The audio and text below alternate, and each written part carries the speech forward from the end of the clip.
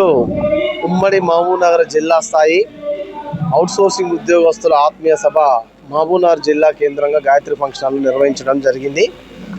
ఈరోజు రాష్ట్ర outsourcing JAC ఆధ్వర్యంలో మరియు ఉమ్మడి మహబూబ్నగర్ జిల్లా జేఏసీ ఆధ్వర్యంలో ఈ సమావేశాన్ని ఏర్పాటు చేసుకోవడం జరిగింది.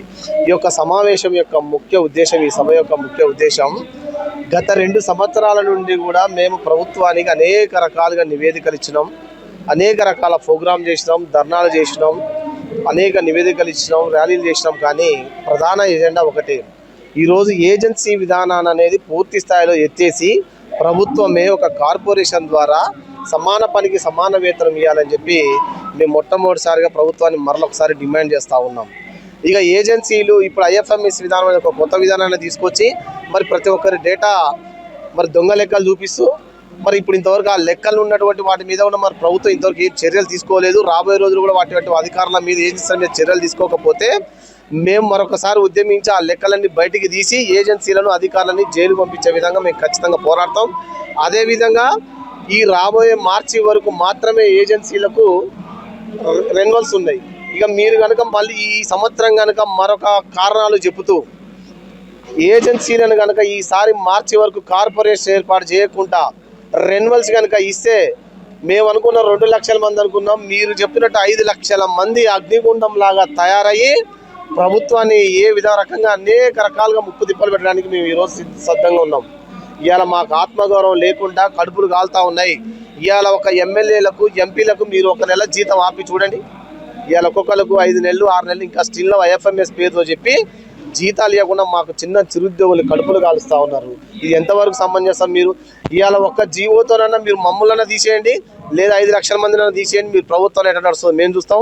లేదా ఒకే జీవోతోని కార్పొరేషన్ ఏర్పాటు చేసి మాకు ఉద్యోగ భద్రత ఇచ్చి సమాన పనికి ఇచ్చి ఆత్మగౌరవంగా నిలిపే విధంగా మీరు రాబోయే రోజుల్లో చర్యలు తీసుకుంటారని ఆశిస్తూ ఉన్నాం. ఇక రాకపోతే మాత్రం మేము ఇంకా రాబోయే రోజుల్లో ఢిల్లీ కూడా మేము ప్రయత్నం చేస్తూ ఉన్నాం. ఢిల్లీలో రాహుల్ గాంధీ గారిని కూడా కలిసి ఈ సమస్యని మీరు రాహుల్ గాంధీ జోడో యాత్రలో భాగంగా భారతదేశంలోని గ్రిగ్ వర్కర్లతో పాటు ఉద్యోగస్తులు కూడా న్యాయం చేస్తానని మాట ఇచ్చింది. ఇంతవరకు అది అమలు కాలేదు.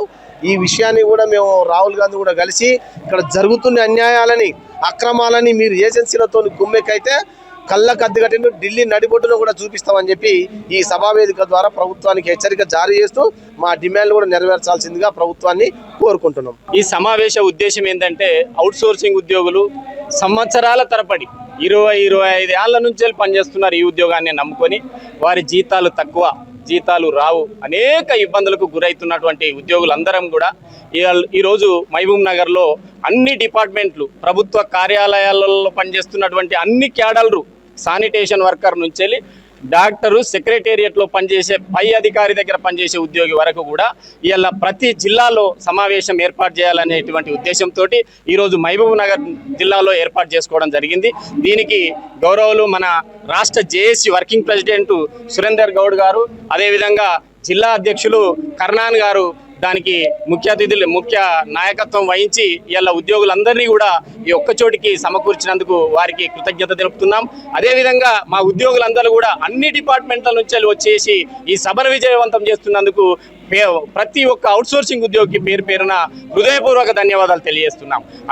మా ఉద్దేశం ఇలా ప్రధానంగా ఏంటంటే అవుట్సోర్సింగ్ ఉద్యోగులకు 20 ఏళ్ల నుంచి పనిచేస్తున్నటువంటి అవుట్సోర్సింగ్ ఉద్యోగికి ఇప్పుడు ప్రజెంట్ నియామకం చేసే అవుట్సోర్సింగ్ ఉద్యోగికి ఒకే రకమైన వేతనం ఉన్నది. ఆ వేతనాలు కూడా 15,600 ఒక స్లాబు, రెండవ స్లాబు 19,500, ఇంకొక స్లాబు 22,750.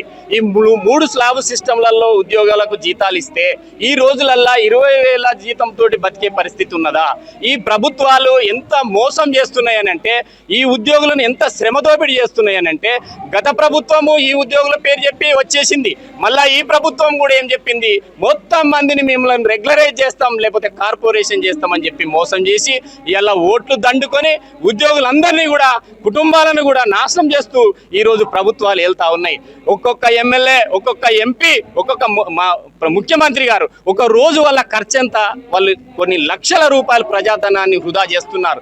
మరి అవుట్ సోర్సింగ్ ఉద్యోగులు ఇటు ప్రభుత్వానికి ఇటు ప్రజలకు సేవ చేస్తున్నటువంటి ఉద్యోగులకు మాత్రము జీతాలు ఇవ్వడానికి జీతాలు లేవు అని చెప్పేసేటువంటి పరిస్థితి ఉన్నది. అందుకనే మేమేమంటున్నాం, రాష్ట్ర వ్యాప్తంగా అవుట్ సోర్సింగ్ ఉద్యోగులమంతా కూడా ఏకమైతున్నాం. ఒక్కవేళ మా ఉద్యోగులందరినీ కూడా రెగ్యులరైజ్ చేయకపోతే రెగ్యులరైజ్ చేయాలని డిమాండ్ చేస్తా ఉన్నాం. 20 ఏళ్ల నుంచి పనిచేస్తున్నటువంటి ఉద్యోగికి రెగ్యులరైజ్ చేయకపోతే వాళ్ళు ఎట్లా బతుకుతారు? ఒకవేళ రెగ్యులరైజ్ చేసే చాద కాకపోతే గవర్నమెంట్ కు కార్పొరేషన్ చేసి కార్పొరేషన్ ద్వారా జీతాలు ఇవ్వాలని చెప్పేసి మేము డిమాండ్ చేస్తా ఉన్నాం. మెడికల్ ఎంప్లాయీస్ యూనియన్ రాష్ట్ర ఆనరబుల్ ప్రెసిడెంట్ని, మరి జేఏసీ కన్వీనర్ని. మరి ఈరోజు ఏదైతే సమస్యల కోసము అవుట్ సోర్సింగ్ జేఏసీ చేస్తుందో రాష్ట్ర వ్యాప్తంగా, మరి అదే విధంగా మొట్టమొదట మహబూబ్నగర్ జిల్లాలో చేస్తున్నారో దానికి మా తెలంగాణ మెడికల్ ఎంప్లాయీస్ యూనియన్ వైద్య ఆరోగ్య శాఖలో ఒక బలమైన యూనియన్, అటువంటి గుర్తింపున్న యూనియన్ మాది. మరి మా యూనియన్ వారికి అన్ని విధాల పూర్తి సహకారాలు అందిస్తూ వారు ఏ కార్యక్రమం చేసినా రానున్న రోజుల్లో మరి మేము మెడికల్ ఎంప్లాయీస్ అని పూర్తిగా సహకారం అందిస్తామని చెప్పి ఏఐటీసీ ద్వారా నేను వారికి తెలియపరుస్తున్నాను.